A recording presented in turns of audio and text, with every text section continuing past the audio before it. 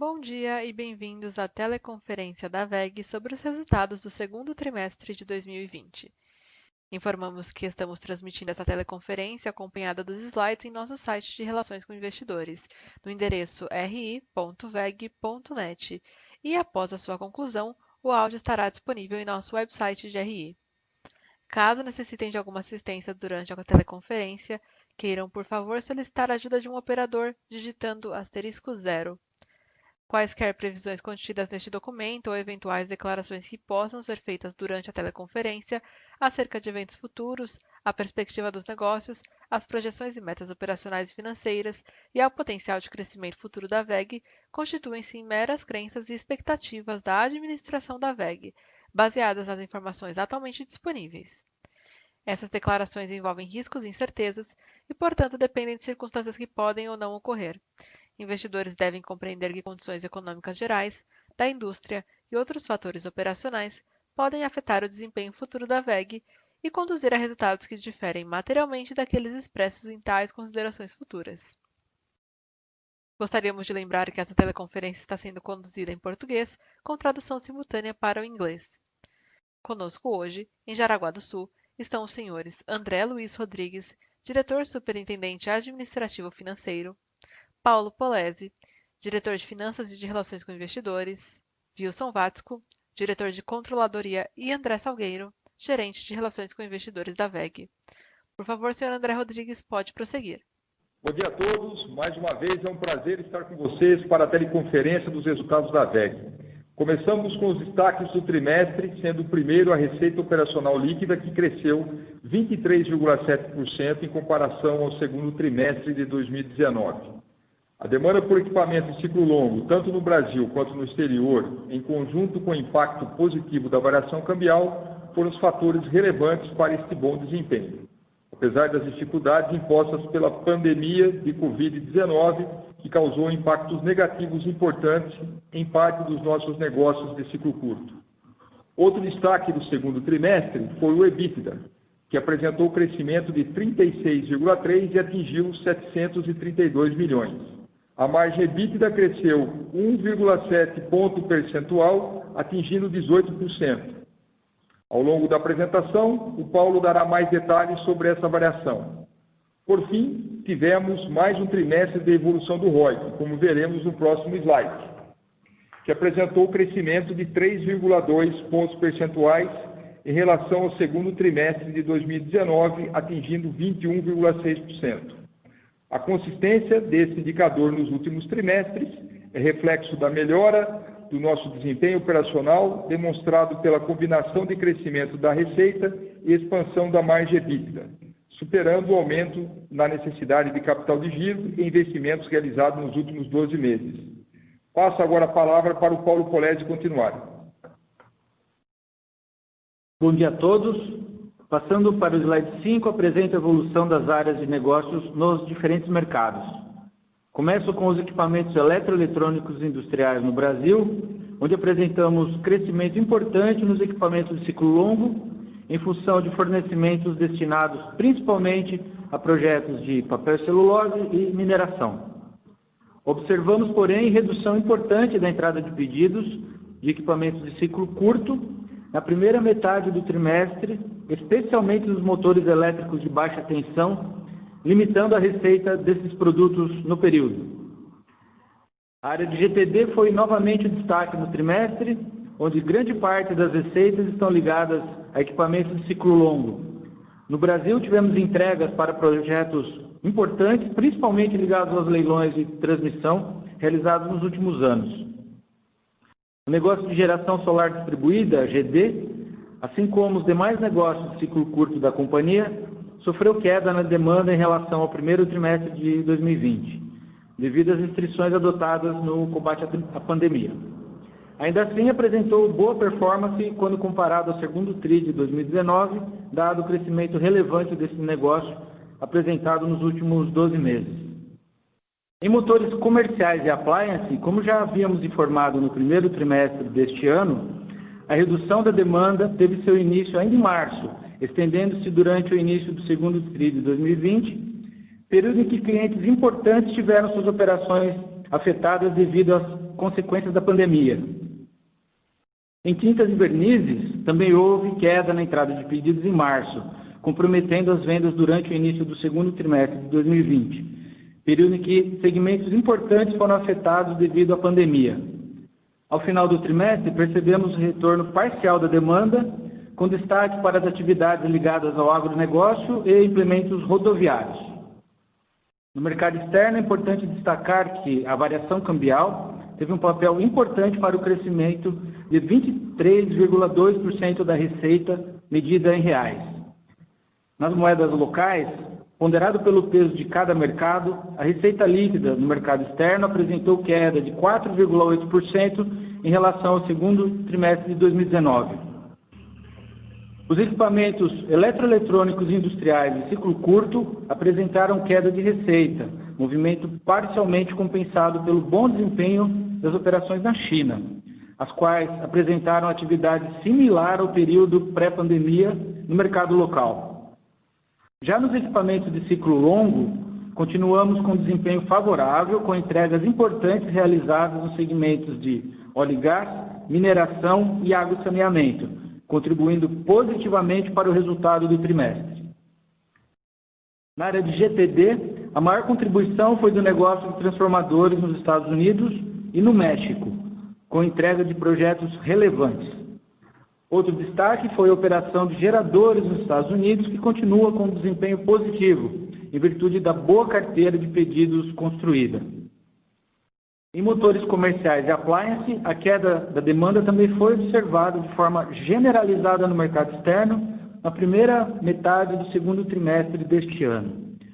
Por outro lado, destacamos o desempenho positivo em motores comerciais no México, que teve bom desempenho no período, reflexo de ganhos de participação de mercado nos Estados Unidos e também no México, em virtude de conquistas de novos clientes.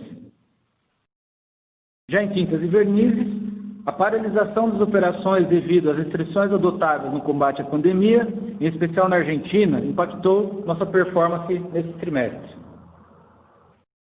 O slide 6 mostra a evolução do EBITDA no segundo trimestre de 2020, onde apresentamos um crescimento de 36,3% em relação ao segundo trimestre de 2019.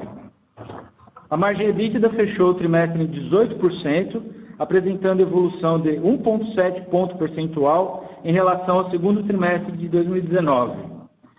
Destacamos o ganho de margem nas operações de ciclo longo, principalmente nos negócios de GTD e de motores industriais de alta tensão, da agilidade em realizar ajustes operacionais devido à pandemia e do impacto da forte desvalorização cambial. Finalmente, no slide 7, mostramos a evolução dos investimentos em CAPEX. No segundo TRI de 2020, os investimentos atingiram 107,4 milhões de reais, sendo 44% destinados ao Brasil e 56% às unidades do exterior, já sob efeito da revisão do plano de investimentos anunciada no trimestre passado, como parte das medidas adotadas para mitigar os impactos da pandemia nos negócios. Lembramos que nosso sistema de produção é baseado no que chamamos de expansão modular, o qual permite ajustar o CAPEX de acordo com a demanda, maximizando o retorno sobre o capital investido. Com isso, eu finalizo minha parte e devolvo a palavra ao André. Muito obrigado, Paulo. Antes de passarmos para a sessão de perguntas e respostas, eu gostaria de reforçar algumas realizações recentes e comentar sobre as nossas perspectivas para o restante do ano de 2020. Anunciamos recentemente a aquisição de 2 novos negócios em linha com a estratégia da companhia no desenvolvimento da área de negócios digitais, aumentando a nossa oferta de soluções voltadas à indústria 4.0. Em junho, anunciamos a aquisição do controle da MVisia, empresa especializada em soluções de inteligência artificial aplicada à visão computacional para a indústria. E no início deste mês, anunciamos a aquisição do controle da Birmind, empresa de tecnologia atuante no mercado de inteligência artificial aplicada à Industrial Analytics. Apesar da melhora gradual na dinâmica dos negócios de ciclo curto verificada no final do trimestre, ainda não podemos afirmar que a crise foi superada. Incertezas com relação à recuperação econômica dos países onde atuamos e uma possível segunda onda de contágio global podem impactar os nossos negócios nos próximos meses. Por outro lado, nossa carteira de produtos de ciclo longo deve continuar trazendo estabilidade e resiliência sobre os nossos negócios para o restante do ano. Apesar da melhora apresentada nas margens da companhia, lembramos que elas podem apresentar volatilidades, por conta das incertezas presentes no mercado e pela própria dinâmica dos negócios da WEG. É importante destacar que tivemos alguns impactos pontuais nesse trimestre, como redução de jornada e antecipação de férias, que não serão recorrentes nos próximos trimestres. Por fim, eu gostaria de reforçar que continuaremos tomando todas as medidas necessárias para proteção, prevenção e mitigação, visando preservar a integridade de nossos colaboradores e minimizar, tanto quanto possível, impactos em nossas operações, como temos feito desde o início da pandemia. Encerro aqui a nossa apresentação. Por favor, operadora, podemos seguir para a sessão de perguntas e respostas. Obrigada. Senhoras e senhores, iniciaremos agora a sessão de perguntas e respostas. Para fazer uma pergunta, por favor, digitem asterisco 1. Para retirar a pergunta da lista, digitem asterisco 2. A nossa primeira pergunta vem de Alex Falcão, HSBC. Bom dia a todos. Na verdade, eu queria falar um pouco de solar e de geração distribuída. Eu queria entender qual que é o impacto dessa medida de zerar, que o governo fez de zerar a importação de placa fotovoltaica para o business de vocês. Segundo, como é que está a evolução do CD novo que vocês abriram, que tinha uma capacidade gigantesca, quão ocupado ele está e como é que estão indo essas vendas? E se você puder comentar um pouco, finalmente, se vocês pretendem abrir como uma divisão de negócios esse de automação, indústria 4.0, qual que é o tamanho desse business hoje e o que vocês esperam de tamanho de business daqui para frente? Obrigado.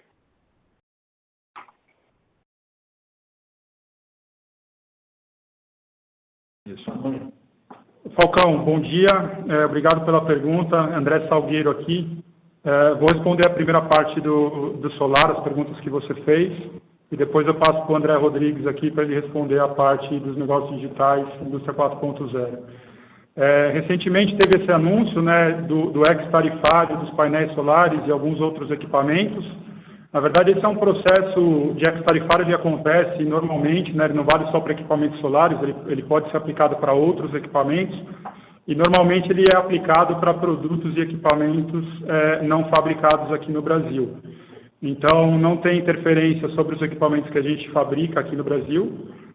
E do ponto de vista geral, ele tende a ser positivo para o mercado, porque ele vai abaixar o custo dos equipamentos importados, principalmente os painéis solares, que acaba sendo um componente muito importante dentro dos sistemas solares. Então, assim, do ponto de vista geral, acho que a iniciativa é bastante positiva para o negócio e tende a fomentar esse negócio aí ao longo deste período com essa redução do imposto de importação dos equipamentos ligados à geração solar.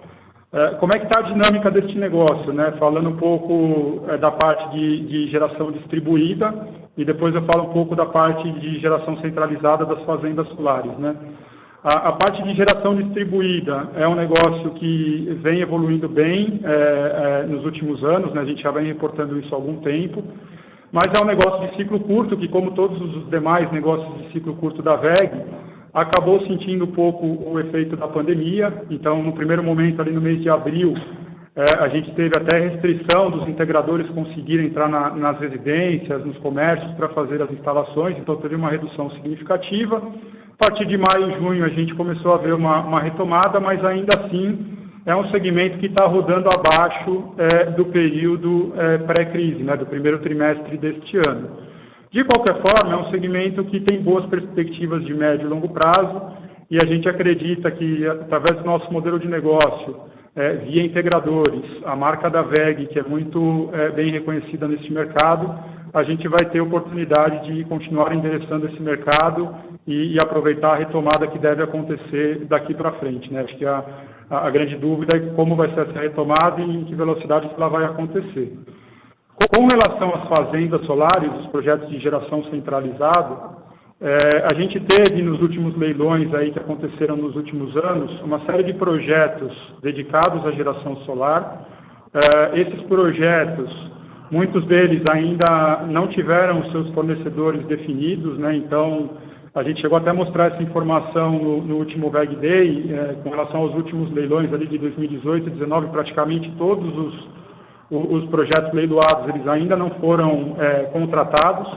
Então, tem bastante oportunidade no mercado, mas o fato é que, por questões macro, câmbio, a questão do custo da energia está mais barato por conta da crise, o pessoal não tem um incentivo tão grande de antecipar esses projetos e vender essa energia no mercado livre, o pessoal está esperando um pouco mais e vai tender a fazer esses projetos mais próximo do prazo regulatório, né? E a gente está falando de leilões A-4, A-6, então são projetos que devem acontecer aí ao longo dos próximos anos. Então é mais ou menos por aí, né? As perspectivas continuam boas de médio e longo prazo, com alguns impactos aí por conta da crise e da pandemia no curto prazo. Ocão, com o André Rodrigues, com relação aí à indústria 4.0, as últimas informações que nós divulgamos, né? Nós anunciamos recentemente a aquisição de 2 novas empresas, né? Que faz parte da estratégia da companhia para expandir os nossos recursos da VEG Digital Solutions, da plataforma IoT da VEG Knowledge, com a aquisição da MVisia, né, especializada em soluções de inteligência artificial aplicada à visão computacional para a indústria, e da Birmind, né, que é provedora de inteligência, de tecnologia de inteligência artificial e machine learning, aplicada a soluções, como eu disse na apresentação, de Industrial Analytics. A companhia, a gente entende que hoje a gente completa o nosso ecossistema digital. De forma simplificada, né, a nossa proposta de soluções digitais é um ecossistema que conecta, integra equipamentos, sensores, através das soluções como o VEG Motor Scan, coleta, transmite e armazena dados com a solução providas pela V2Com, monitora, controla, automatiza operações através do software de gestão como o MES da PPI Multitask e agora, né, com essas aquisições, vai realizar análise em tempo real através do uso de inteligência artificial e machine learning para otimização industrial, como é o caso das soluções da MVisia e da Birmind, né? E a expertise da VEG é aplicada ao desenvolvimento dessas tecnologias, né, mais eficientes para o crescimento contínuo da indústria 4.0 e também dentro da companhia, né. A gente sempre informou que esse negócio são negócios adjacentes ao que a gente já produz, né. A gente não está no momento ainda, hoje a gente divulga, né, toda a receita, os resultados, as receitas, né, dentro do equipamento elétrico eletrônicos industriais. A gente não está no momento ainda de ter a abertura desse negócio, né, da receita desses negócios de forma separada.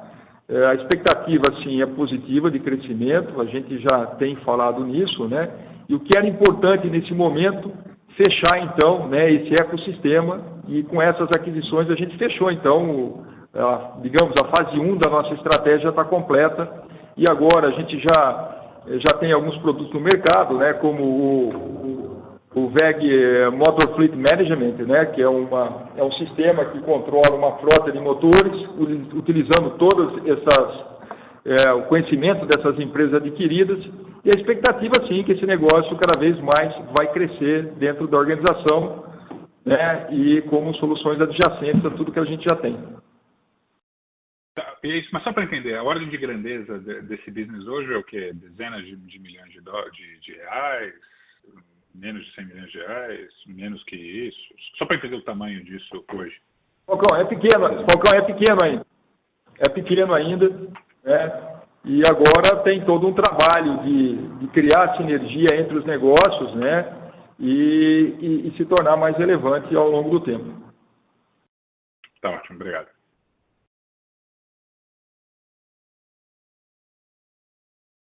Com licença, a nossa próxima pergunta vem de Gabriel Rezende, Bradesco BBI. Oi, pessoal, bom dia. Eu tenho 2 questões. A primeira em relação ao ciclo longo, o André comentou que algumas empresas estão postergando projetos agora, por exemplo, nas usinas solares, e deixando isso para acontecer mais para frente aí no prazo regulatório. Eu queria entender como que vocês veem o risco da recomposição da carteira de ciclo longo, pensando aí também em outros segmentos, além de GTD, pensando aí também em motores para uso industrial. Se a gente pensar no impacto da pandemia aí na economia global, como que os clientes de vocês devem se comportar aí para recompor essa carteira, pensando em novos projetos. E a segunda questão, vocês comentaram também no começo sobre a adesão em P936, queria entender como que isso deve ser no terceiro trimestre agora, talvez no segundo semestre do ano, como que vocês já aderiram, se não vão aderir? Gabriel, bom dia, Paulo Polese aqui. Sobre a sua pergunta sobre ciclo longo, em complemento ao que o Salgueiro comentou, acho que cabe aqui alguns esclarecimentos, algumas informações aí complementares, né? Acho que o primeiro ponto é o seguinte: a nossa carteira de ciclo longo, ela foi construída nos últimos trimestres. A gente tem falado bastante disso e ela é bastante positiva, está no melhor nível dos últimos anos, né? Tanto isso no Brasil como no exterior. Então é importante falar que quando a gente fala de ciclo longo, atualmente nós nos referimos também ao exterior, certo?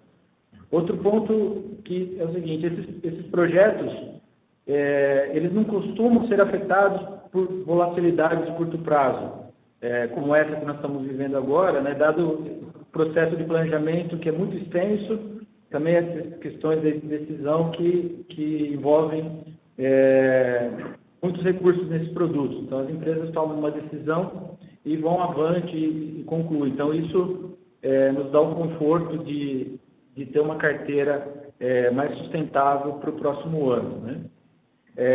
Quanto a novos projetos, como eu estava dizendo, é difícil fazer previsão nesse momento. A gente tem um cenário econômico ainda bastante volátil e a gente está trabalhando com uma certa redução por novos projetos, é natural nesse momento, mas a gente precisa ter uma melhor visibilidade aí a médio e longo prazo com o final da pandemia, né? Antes disso, é muito precipitado a gente passar um número, né, nesse sentido. Para o último ponto, eu queria lembrar que a gente tem, né, para o ano que vem, um projeto de geração eólico importante para a nossa carteira, e essa receita já começa a acontecer em 2021 também. Então, no cômputo geral, a gente tem uma carteira sustentável para 2021 e a gente tem que continuar monitorando o mercado. É isso. E, Gabriel, com relação à redução de jornada, o André Rodrigues falando, né? A gente comentou, quando a gente divulgou os resultados do primeiro trimestre, que já no segunda quinzena de março nós estávamos sentindo aí a queda da entrada de pedidos dos negócios de motores comerciais e appliance, né? E isso se continuou, né, ao longo de abril, que nos obrigou a entrar desses negócios, e junto com tintas e vernizes, já em maio, um processo de redução de jornada, que variou, dependendo de fábrica, entre 25% e 50%. Desses negócios, com a evolução, a recuperação, né, desses negócios, a redução de jornada em ambos terminaram no final de junho, e no mês de maio a WEG Motores Industrial de baixa tensão iniciou também um processo de redução de jornada que continuou até agora o mês de julho.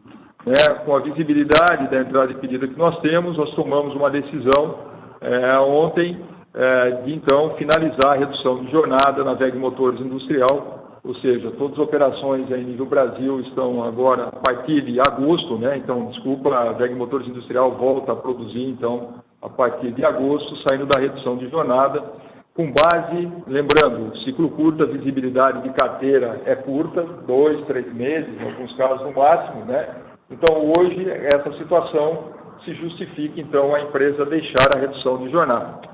Vamos acompanhar o que vai acontecer ao longo do segundo semestre para ver se isso vai ser sustentável. Obrigado pelas respostas. Então, no ciclo longo, a sua entrada de pedidos ela já chegou nos níveis pré-crise?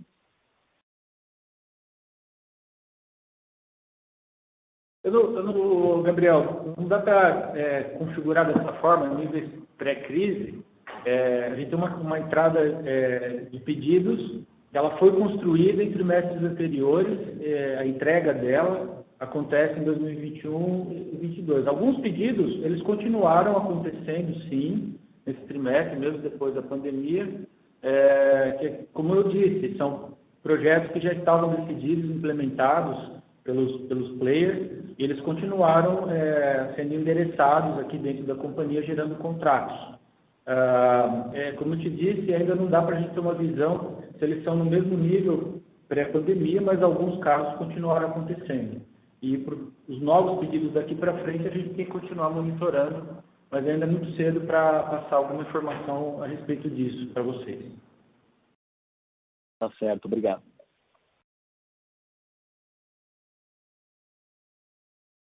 A nossa próxima pergunta vem de Marcelo Mota, Banco JP Morgan. Oi, bom dia. Duas perguntas também. Quando a gente olha a questão da margem, enfim, vocês até comentaram durante o call que algumas medidas foram temporárias, né, antecipação de férias, redução da jornada de trabalho, enfim. Tem algum processo que vocês conseguiram melhorar durante a pandemia que vocês acham que está aí para ficar? Enfim, a pergunta no final é do que vocês tiveram de economia com a crise, tem alguma coisa que vocês aprenderam que vai ficar implementada aí no longo prazo? Isso pode gerar uma economia, sei lá, 10, 15, 5% do que vocês vinham fazendo antes, ou seja, a empresa pode operar de maneira mais eficiente do que a gente via. E só no tema do backlog aqui, do ciclo longo, pelo que eu entendi, é correto afirmar que até 2021 você está com um pipeline, ou enfim, com um nível de receitamento bastante estável, né? Então, a ideia é entender se seu backlog duraria até quando, né? Pelo que foi comentado anteriormente, imagino que até 21 isso está muito bem, mas queria entender se tem de 22, 23, entender um pouco como é que é a maturação desse backlog que vocês têm hoje na carteira. Oi, Marcelo, é o André Rodrigues falando. Então, vamos falar um pouquinho dos principais impactos da margem nesse trimestre, né? E aí, um pouco, evoluir para responder o ponto principal da tua pergunta aí de continuidade, do que poderia ser perene, né? Bom, primeiro, né, que a melhoria da margem, ela aconteceu com melhoria das operações de ciclo longo, né, com participação importante dentro da ROL consolidada nesse trimestre, né? A gente já disse no outro trimestre que normalmente ciclo longo representa 35% da receita. O fato de essa carteira estar boa para esse ano e mais o fato da queda do ciclo curto no trimestre representou 40%, né? E alguns exemplos desse desempenho, a gente pode citar a parte de T&D, né? Com transformadores e subestações entregues aí para projetos relacionados aos leilões, né, que foram realizados aí no Brasil, e a crescente demanda desses produtos nas usinas de geração de energia renováveis, como solar e eólica, né, no Brasil e na América do Norte, onde nós somos a liderança desse mercado, né. Na parte de motores e automação, demanda recente e também crescente por equipamentos, como painéis de automação, eu estou dizendo aqui de ciclo longo, né, e motores de média e alta tensão para projetos de longo prazo, em segmentos aí no Brasil mais voltado a papel e celulose, indústria, né, e mineração, e lá fora também água, saneamento e óleo e gás, né. E entrou também o fato, né, da agilidade que essa companhia sempre teve, né, para endereçar todas as questões que envolvem custo fixo em momentos de crise, né. E na pandemia não foi diferente, e aí nós entramos com os programas de redução de jornada, concentração de férias, né, de todo o pessoal indireto, sobretudo, e daquelas empresas que já estavam sinalizando uma queda de backlog, o pessoal operacional nos meses aí, nos meses aí do segundo trimestre, né, e isso teve um impacto, redução de viagem, que também está acontecendo, teve um impacto também positivo, né, na margem do trimestre, né. E a gente não pode esquecer também o impacto da desvalorização cambial que aconteceu, né. A gente sempre fala que no médio e longo prazo, né, a correlação do câmbio e a margem é baixa, mas os momentos de forte desvalorização cambial, né, num curto espaço de tempo, os negócios com maior exposição no mercado interno são beneficiados, né. Isso com o impacto do câmbio da receita direto, enquanto o custo, sobretudo em ciclo longo, vai acontecendo anteriormente, né? Então, isso explica um pouco a margem, o impacto da margem do trimestre. E sim, né, primeiro, a companhia, independente de pandemia ou não, a gente sempre trabalha com programas de redução de custo. Então, por exemplo, a redução de viagens, com essa questão da dificuldade de deslocamento, a queda foi brutal. né, ela, em algum momento, ela vai voltar, mas com certeza não vai voltar no mesmo patamar que nós tínhamos no passado, porque, como o mundo inteiro está fazendo, a gente está usando aí as tecnologias digitais para melhorar, né, o processo de comunicação, de interação com as unidades lá fora ou com o pessoal externo, sem necessidade de deslocamento, né. Em paralelo a isso, né, a companhia já está anunciando que estava investindo cada vez mais em modernização das nossas instalações, né. Quem visitou a WEG há 5 anos atrás e visita hoje já consegue ver muito mais robôs em operação, muito mais processos automatizados como a gente tinha no passado. E isso continua, né?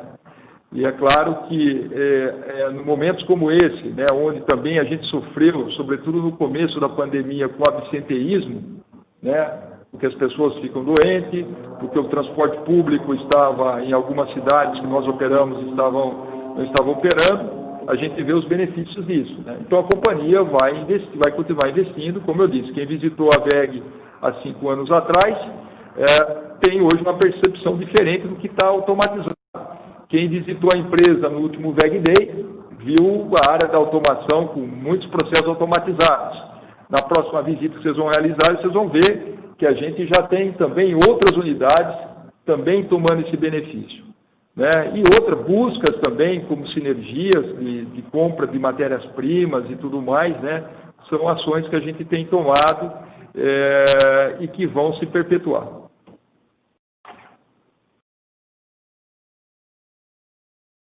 Perfeito, só a questão do backlog. Isso. Mota, bom dia ao colega aqui falando. Pontuar algumas questões aqui. A WEG, ela tem várias unidades de negócio e é complexo a gente dar um indicador único aí de backlog. Então, só para ajudar, a gente tem, por exemplo, o eólico, que tem um backlog longo, chega a ser 3, 4 anos, depois a gente tem os negócios de T&D, que passam um período longo, 2, chega a 3 anos, às vezes mais. Você tem os negócios de energia, de geração, de biomassa, em torno de 1 ano. Aí você tem as fazendas solares, que é menos de 1 ano, e até o GD, que é mais curto ainda.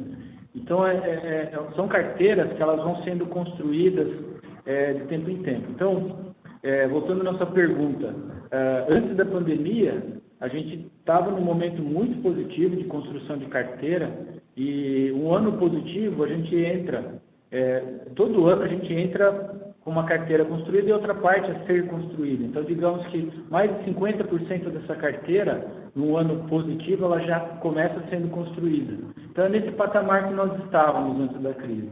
Então, isso nos dá condições de buscar preencher essa diferença para os 100% da carteira em 2021, e assim sucessivamente.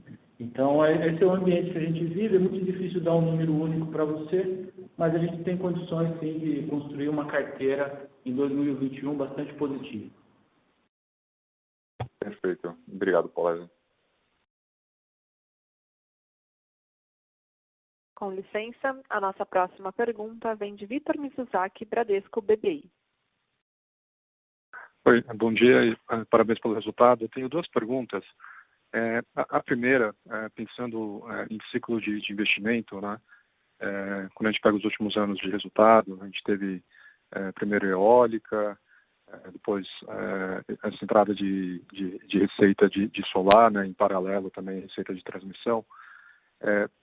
Faz sentido a gente esperar que nos próximos anos todo esse investimento que pode ser destravado, né, no setor de saneamento, isso pode ajudar a sustentar o crescimento da WEG. E a segunda pergunta, com relação ao retorno, vocês mencionaram, né, no call essa questão de margem, mas quando a gente olha o ROIC da WEG, a gente vê uma consistência de melhora de ROIC, né? Então, a minha dúvida é se dá para considerar que esse ROIC acima de 20% seria um novo patamar que a gente pode esperar daqui para frente. Oi, Vitor, é o André Rodrigues, né? Então vamos falar então do marco aí do saneamento, né? O que a gente tem de informação até agora, né? O primeiro ponto é o seguinte, a WEG, e a gente já apresentou no WEG Day, água e saneamento é um segmento importante para a companhia. A empresa há muito tempo já se estruturou em nível global, né, para tratar esse assunto, porque muitos dos EPCistas são internacionais e ficam fora do Brasil, então a gente já se estruturou muito bem, né? Então hoje é um dos principais segmentos para a companhia, né? A gente já fornece equipamentos do setor há muitos anos, né? Não só motores, mas também inversores de frequência, outros equipamentos de automação e até tintas para tubulações de água e esgoto, né? Vale destacar também, né, que as nossas, como eu disse, as soluções da indústria 4.0 são adjacentes, também podem servir, né, para ser utilizada nesses projetos, né? É difícil quantificar o que a gente tem hoje de informação, são as informações do governo, né? Eu acho que o primeiro ponto é o seguinte, né? Independente se é positivo para a WEG, isso é positivo para o país, né? 2017, só metade das residências tinha esgoto, tratamento de esgoto, né? Num país como o Brasil, acho que isso não é admissível. O marco fala de investimentos que podem chegar a 700 bilhões, né? Até aí a 2030, sendo prorrogado até 2040. E com base nas informações que a gente levantou, né, sim, é positivo porque quando a gente fala de água, você precisa falei um pouco dos equipamentos, mas só para a gente seguir um pouco uma linha de raciocínio, uma cadeia, né? A gente precisa de bomba precisa de motor elétrico. Motor elétrico precisa de eletricidade. Eletricidade precisa de geração, que precisa de transformador, que precisa de subestação, que precisa de painel de automação, que precisa de inversor de frequência. E no caso da WEG, além de tudo isso, né, tem muita tubulação para isso, né, em termos de infraestrutura, e precisa de tinta industrial. Então, a WEG é uma das líderes do mercado, né? Então, sem dúvida, é positivo. Né, vamos ver como é que vai se comportar esse nível de investimento ao longo do tempo.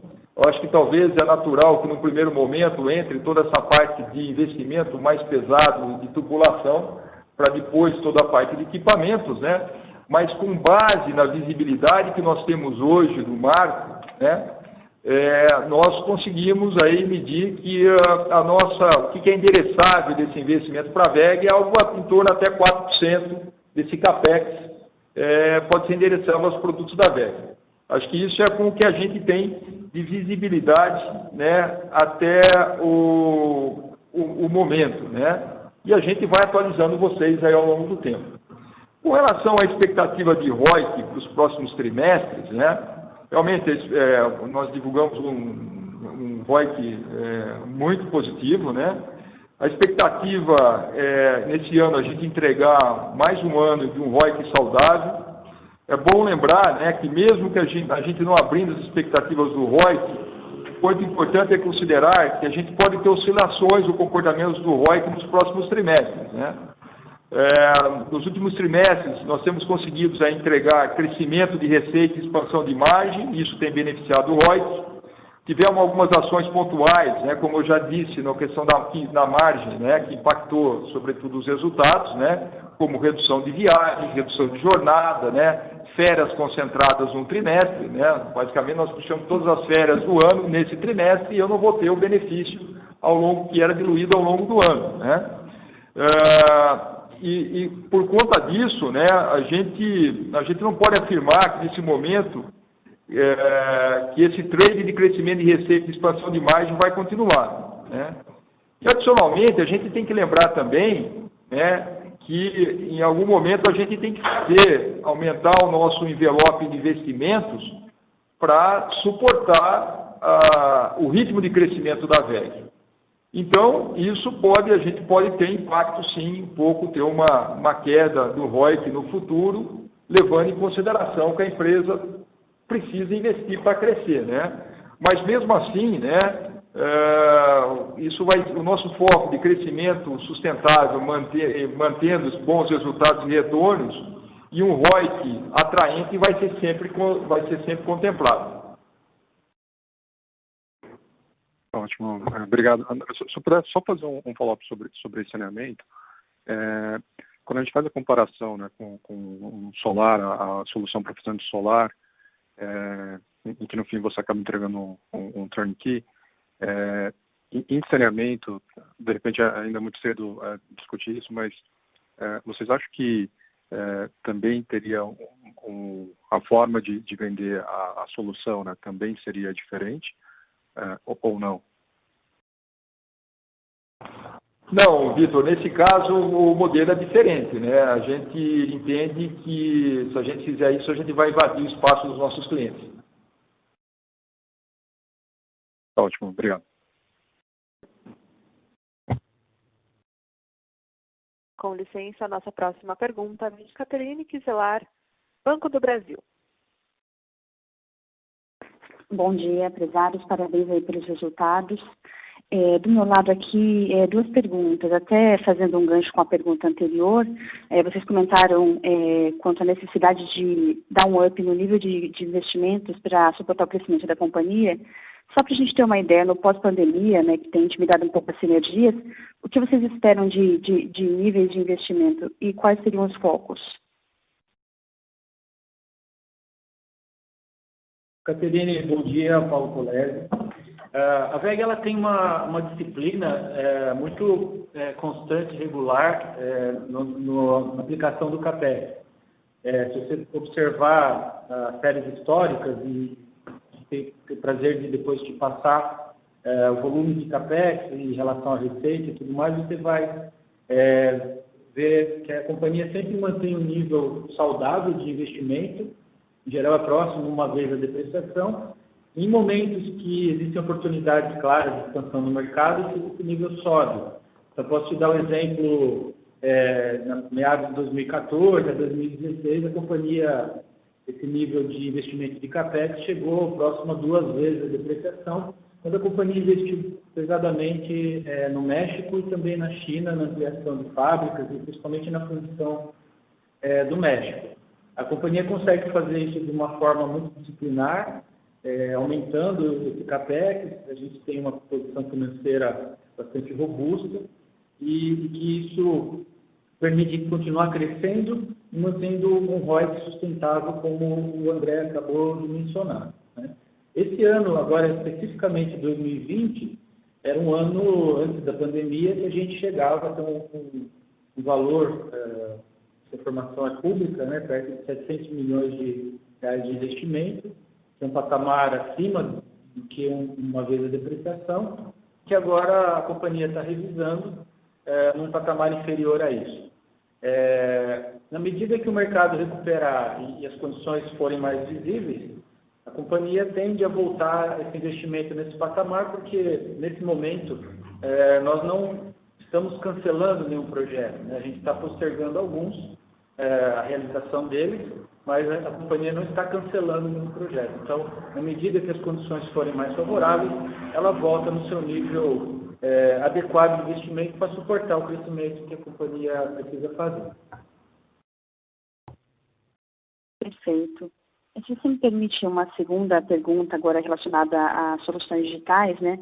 A VEG, na semana passada, ela deu publicação a uma pesquisa da Sebrae McKinsey sobre os potenciais ganhos da indústria 4.0, né?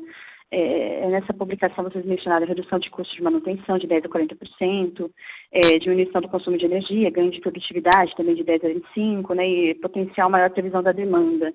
A gente entende esses ganhos da indústria e soluções digitais como potenciais aos clientes, mas até tirando os clientes do contexto, o quanto a gente pode atribuir de benefício para a VEG aí para os próximos períodos dessas soluções digitais aí adquiridas e desenvolvidas como ganhos para as operações da VEG aqui dentro e fora. Oi, Catarine. O André Rodrigues. Não, sem dúvida, isso não é aplicado só para os nossos clientes, né? É aplicado para a VEG. Eu disse que parte dos investimentos previstos, né, estão voltados à modernização das nossas fábricas, né? A título de informação, nós completamos mais um investimento de aumento de capacidade na planta de Rugal, e é uma planta mais moderna da VEG e é a mais automatizada. Toda a parte de armazenagem da planta inteira é realizada por robôs, é 100% automatizada, e a gente cada vez mais vai investir na melhoria dos nossos processos usando essas soluções, né? Outro exemplo, eu falei do Motor Fleet Management, né? O primeiro local que a gente aplicou o Motor Fleet Management foi uma das fábricas da WEG que a gente já automatizou utilizando essa solução. Então, a vantagem da WEG é que a gente consegue fazer um teste primeiro dentro da companhia e depois oferecer para os nossos clientes, né? Ou seja, o produto já chega numa fase de maturidade muito avançada a partir do momento que ele é colocado no mercado. Então, sem dúvida, a companhia, os negócios digitais não foram desenvolvidos só para porta para fora, mas para porta para dentro a gente já está tomando esses benefícios. Perfeito, muito obrigada. A nossa próxima pergunta vem de Regis Cardoso, Credit Suisse. Bom, pessoal, bom dia, obrigado pela pergunta. Duas perguntas rápidas de minha parte. A primeira delas é saber se vocês, peço perdão se já tiverem comentado, porque eu perdi o início do call, tá? Mas se vocês de alguma forma já fizeram uma avaliação dos impactos potenciais das reformas tributárias que estão em discussão hoje no Congresso, tanto do ponto de vista do que se implica para a exportação, ou mesmo se tem algum outro impacto assim, que a gente deveria considerar pensando nas operações da WEG. E aí uma segunda pergunta é um efeito predominante, assim, muito forte no primeiro trimestre agora foi o efeito de desvalorização do real. E o real, entendo eu, é a moeda funcional, se não de todas, mas da maioria dos balanços consolidados pela empresa. Então, a minha dúvida é o seguinte, se vocês entendem que a margem do primeiro trimestre agora foi ajudada por um efeito de estoque à medida que o estoque, né, que o COGS foi constituído a um real anterior mais desvalorizado, né, um efeito mais baixo, né, um real mais valorizado. Obrigado. Oi, Regis, André Rodrigues falando. Primeira, da reforma tributária, né, que foi apresentada, então, aí ao presidente do Senado nessa semana, né, nós temos uma análise preliminar, tudo muito recente ainda, né? E ela traz, a nossa análise preliminar, sim, ela traz alguns benefícios, né, que a gente entende até o momento, né? Primeiro ponto, não só quantitativo, vamos falar assim, é que quem vive Brasil e opera no Brasil sabe de toda a complexidade, né, de lidar com todo o sistema tributário. Ela faz regras consistentes, isso é muito bom, né, evitando discussões futuras entre fisco e contribuinte. Né, a gente tem a informação, o contencioso tributário no Brasil representa 51% do PIB, né? O tempo médio de um processo de execução fiscal na Justiça leva 8 anos, então imagina só o que isso acarreta na vida das empresas, né? E é toda a insegurança que você tem com relação a isso, né? Ela traz definição de base de crédito, de débito amplo dos processos produtivos, né? Ou seja, todos os insumos dão direito a crédito e sendo tributada a receita bruta, excluindo o ICMS e o ISS. Então, também está claro, é positivo, né? A gente está se aprofundando, né? Mas o que a gente pode já informar, né, é que avaliando essa proposta, preliminarmente, a gente entende que não trará impacto de aumento de carga tributária para as operações da WEG, né? E outro ponto é o seguinte, né, adicionalmente, né, que qualquer reforma que traz mais competitividade e simplificação é positivo para o país, né? As empresas gastam em torno de 1.500 horas por ano para declarar toda aí essa parte tributária, né? Simplificação traz menos custo, né? E o brasileiro fica claro, né, que a gente também paga muito mais imposto daquilo que a gente chega, então essa reforma acho que vem para melhorar isso daí. Regis, bom dia. André Salgueiro aqui. Com relação ao impacto da variação cambial na margem, na verdade, assim, a gente chegou até a fazer alguns cálculos de regressão, né, olhando para trás, para mostrar comprovar se existe essa correlação de câmbio com a margem da companhia, e a gente observou que, analisando um período longo para trás, essa correlação ela é baixa, né? Então, a gente não gosta muito de colocar o câmbio no contexto de margem, porque, obviamente, ele impacta as receitas, mas como uma boa parte da nossa estrutura de custo, ela também está em moeda forte, principalmente a parte de metais, ela acaba, de alguma forma, sendo corrigida. E a gente também tem negócios com dinâmicas diferentes, né? Então, você pega os negócios maduros da WEG, ou a parte de motores elétricos, principalmente, e de geradores, que são mercados onde o componente de exportação é um componente muito importante, ele acaba tendo um benefício. Mas você pega outros negócios, como a WEG Automação, por exemplo, que boa parte dos componentes eletrônicos eles são importados, mas ela tem uma exposição pequena ao mercado externo, esse impacto do câmbio ele não é tão positivo, né? Ele pode ser até negativo, dependendo da magnitude. Então, quando você analisa o todo, essa correlação acaba sendo relativamente baixa por conta disso. Só que a gente também não pode negar que quando tem um impacto de variação cambial muito forte, né, uma desvalorização muito forte, num espaço de curto muito tempo, como a gente viu agora no segundo trimestre, a tendência é que as receitas elas sejam corrigidas direto, né? Então o impacto na receita ele acaba acontecendo na veia, e a estrutura de custo é um pouco do que você falou, né? A gente já tinha um estoque, a gente já tem compras programadas, então esse impacto no custo ele acaba sendo um pouco mais gradual. Então a resposta curta para a sua pergunta é sim, né? Tem sim um impacto do câmbio na margem, mas esse impacto ele tende a se normalizar no médio e longo prazo à medida que a gente vai corrigindo esse impacto do câmbio na parte de custo também.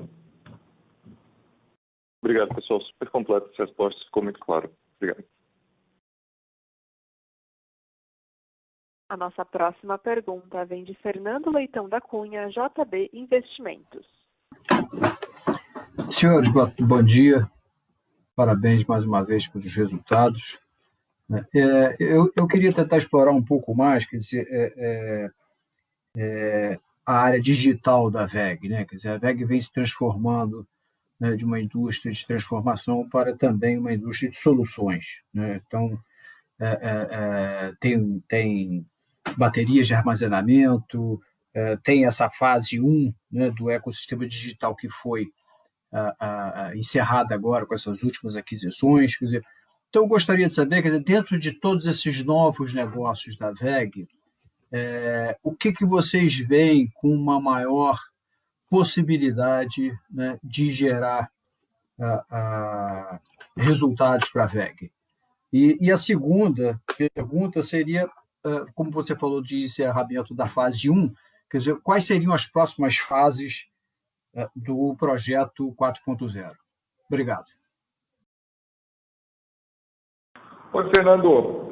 Fica difícil a gente afirmar, né, qual que vai ser a participação no futuro, né, o que a gente aposta que vai se desenvolver primeiro, né? Você pega aí, você comentou o assunto do Battery Storage System, né, que é muito complementar a todo o desenvolvimento de renováveis, né, porque o sol não brilha a todo momento, o vento não sopra a todo momento, né, então é uma solução para você ter uma melhor otimização do uso dessa energia que foi gerada através de renováveis.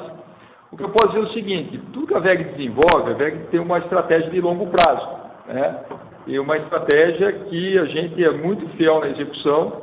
Então, tudo isso foi construído e continua sendo construído para garantir que lá na frente a gente possa também se beneficiar de tudo isso e possa propiciar a oportunidade de contínuo crescimento, né, que a empresa sempre busca ao longo do tempo. Então, como já respondi na pergunta do Falcão, né, hoje é um negócio pequeno, né, são soluções adjacentes, são complementares aos nossos negócios, aos nossos equipamentos, né, e a expectativa é positiva lá para frente, né. Então, é isso que a gente consegue hoje afirmar com firmeza. E a segunda questão era com relação a... Desculpa, eu me perdi um pouquinho. Você falou que encerraram agora a fase 1, né, do projeto 4.0 com esse ecossistema. Quer dizer, então existiria a fase 2 ou outras fases? Então, olha, por que a gente adotou essa abordagem, né? A indústria 4.0, tudo ligado nessas novas tecnologias, é um negócio muito amplo. Se você começa a investir em muitas coisas, você corre o risco de perder o foco. E perdendo o foco, né, muitas vezes é até difícil você ter uma abordagem correta com o teu cliente sobre de que forma você pode ajudar. Por isso que a gente, né, através daquela descrição que tudo começa com sensor, depois você precisa de telemetria, você precisa ter software de gestão, né, e a inteligência artificial para otimizar tudo isso, foi o que a gente identificou que é um bom começo para a gente, né? A gente está desenvolvendo as próximas fases ainda, mas eu vou te dar um exemplo. Inteligência artificial, de uma forma muito simplificada, a gente, nessas duas aquisições, a gente está tratando o assunto de visão computacional e a parte de analytics números, né? Mas você também pode ter soluções voltadas a som, né? E trabalhar a inteligência artificial com relação a isso. Tem a parte cognitiva. Então, são algumas coisas que a companhia pode continuar desenvolvendo e avançando, né? E cada vez mais, né, colocando, eu dei o exemplo, né, usando o motor scan, usando essas tecnologias por motor scan, que é um chip que você coloca no motor. Nós temos outros sistemas, né, que também são aderentes a outros equipamentos da companhia que podem continuar, né, se desenvolvendo. Por exemplo, tudo que envolve a transmissão e distribuição, né, que envolve informações que você pode captar do grid, né, através de soluções de telemetria da V2Com, que tem uma ligação com o sensor, com os nossos transformadores e assim por diante, né. Então ainda tem muita coisa que a gente vai desenvolver, mas a gente preferiu focar no que foi descrito até o momento sobre o que essa estratégia, digamos, é de curto prazo da companhia. Ok. Muito obrigado. Mais uma vez, parabéns aí. Obrigado. A nossa próxima pergunta vem de Lucas Barbosa, Morgan Stanley. Bom dia, André e Paulo. Obrigado por pegarem minha pergunta e parabéns pelos resultados. A minha pergunta é sobre a rede de distribuidores que vocês têm no Brasil. Vocês têm visto algum movimento no número de distribuidores que vocês têm aqui, talvez alguns deles fechando por causa de dificuldade financeira? Vocês acham que tem algum risco da capilaridade que vocês têm hoje diminuir por algum tempo? Eu entendo que no longo prazo acho que isso se normaliza, mas talvez tenha algum risco disso diminuir por algum tempo? Obrigado. Lucas, bom dia, obrigado pela pergunta também. Para explicar bem, a VEG trabalha com uma rede de distribuidores bastante ampla no Brasil e em outros países onde a gente está solidificado. E essa rede, a maior parte deles, eles são, praticamente trabalham, são VEG, trabalham com a marca VEG exclusivamente. E eles têm um histórico aí bastante favorável de financeiro. A gente tem, são raríssimos os casos que eles encontram alguma dificuldade e a gente tem um relacionamento, acompanhamos de perto. E como eu disse, são empresas já que operam há décadas e tem um histórico, tem já um processo construído e o risco deles é mais baixo. Nessa crise a gente não teve, felizmente, não chegou até nós situações aí críticas deles, não tivemos, mas a gente acompanha bastante no detalhe. Nessa linha a gente ampliou também por conta da geração solar distribuída, uma atuação mais ampla com alguns distribuidores e também as empresas instaladoras.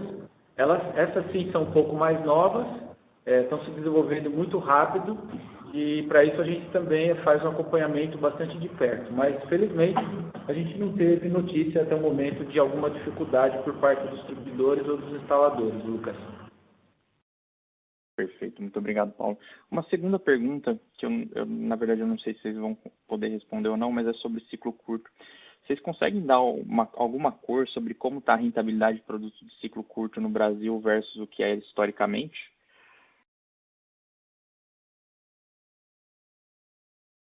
Oi, Lucas. O André Salgueiro aqui. Na verdade, assim, a gente não abre a rentabilidade por linha, por unidade, né? Mas acho que um slide importante que a gente coloca na nossa apresentação institucional, que mostra a dinâmica entre as margens e os preços dos equipamentos de ciclo curto e de ciclo longo, a gente tenta mostrar que os equipamentos de ciclo curto eles não têm uma variação muito grande de preço e, consequentemente, de margem, independentemente do cenário, né? Então, eles tendem a ter essa dinâmica de preço um pouco mais estável. E, obviamente, outro fator a considerar, né, a gente colocou no release, mas tem toda a questão ali de impacto de custo de matéria-prima e outras coisas, então, assim, a gente não está vendo nenhuma pressão de custo, apesar aí da questão do câmbio. Então, acho que continua num nível muito parecido com o que vinha rodando. Perfeito. Muito obrigado, André. Bom dia.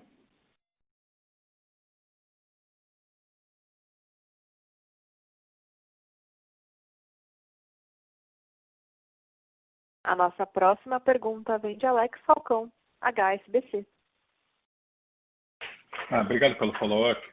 Eu queria só explorar um pouco mais a parte de fazendas solares. Você falou um pouco, acho que o André falou de que muitos dos projetos ainda não estão 100% contratados para os fornecedores.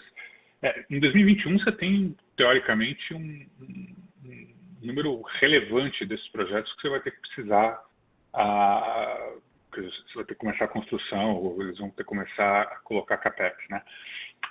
Você pode dar um pouco um pouco mais de detalhes sobre qual que é o market share de vocês e quem são os principais competidores? Só para entender, e aí o fato de que você teve um competidor, mas aí é mais distribuída pedindo recuperação judicial, isso te dá uma chance de ganhar mais market share nesse segmento também? Obrigado. Oi, Falcão. O André Salgueiro aqui. Na verdade, assim, a parte de fazendas solares, né, a gente pode endereçar, a gente VEG pode endereçar de duas formas, né? A primeira dela, como a gente já fez nos últimos projetos, aí é vendendo a solução chave na mão, né, turnkey, que é a solução completa. Então, a gente faz toda a parte do EPC e entrega o projeto pronto, rodando para o cliente. Mas a gente também tem a opção de vender os equipamentos, né, seja os inversores centrais ou até mesmo a parte de transformadores e subestações. Então, acho que esse é o primeiro aspecto. Então, assim, dentro deste mercado, você tem players que trabalham no modelo da VEG, que são players que endereçam o mercado de forma, fazendo o EPC, a solução completa, e você tem outros players que são integradores, que aí é uma empresa de engenharia, é uma empresa de geração que tem um time de engenharia próprio, e esse pessoal, eles compram os equipamentos separados, e eles acabam fazendo a própria integração e colocando ali a solução completa de pé, né? Então, assim, na primeira parte do negócio, a gente tem a opção de vender a solução completa, na segunda, a gente tem a opção de endereçar via os equipamentos. Então, os competidores é mais ou menos por aí, você tem nos dois tipos de negócio, né? Em termos de market share, a gente não tem um número tão preciso, dado a dinâmica do negócio, então em alguns momentos você tem vários projetos acontecendo, em outros menos, como está acontecendo agora, mas acho que o mais importante, e eu tentei até resgatar um pouco aqui, né, se a gente pegar os leilões ali de 2018, 2019, e aí 2019 a gente teve um A-4 e um A-6, então a gente está falando que esses projetos eles têm que estar prontos ali entre 2023 e 2025, a gente tem praticamente todos esses projetos sem a definição do fornecedor, seja um fornecedor que vai prover a solução completa ou seja um integrador que vai comprar os equipamentos de forma separada. Então, por isso que a gente acha que a gente pode ter oportunidade nesse mercado, mas talvez sejam oportunidades que vão acontecer mais para frente, né? Como eu falei, 2023 a 2025, uma fazenda solar em 6, 8 meses, 1 ano, dependendo do tamanho, você coloca ela de pé. Então, o pessoal pode esperar aí mais 1 ano e meio, 2 anos para começar a contratar e a colocar esses projetos de pé. Então, a dinâmica macro, né, o cenário macro, com o câmbio alto, o impacto do custo do painel, o custo da energia é mais barato agora, que não incentiva o pessoal a antecipar esses projetos para vender energia no mercado livre, faz com que essa dinâmica ela fique mais próxima das datas oficiais ali de entrada dos projetos. Então, bastante, a gente imagina, né, que esses projetos eles vão ficar mais para o final dos prazos regulatórios.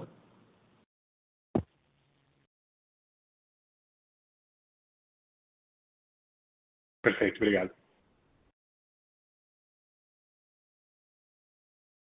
Com licença, encerramos neste momento a sessão de perguntas e respostas. Eu gostaria de passar a palavra ao senhor André Rodrigues para as considerações finais. Por favor, senhor André, pode prosseguir. Muito obrigado a todos mais uma vez pela participação e até o nosso próximo encontro. A teleconferência da WEG está encerrada. Agradecemos a participação de todos e tenham um bom dia. Obrigada.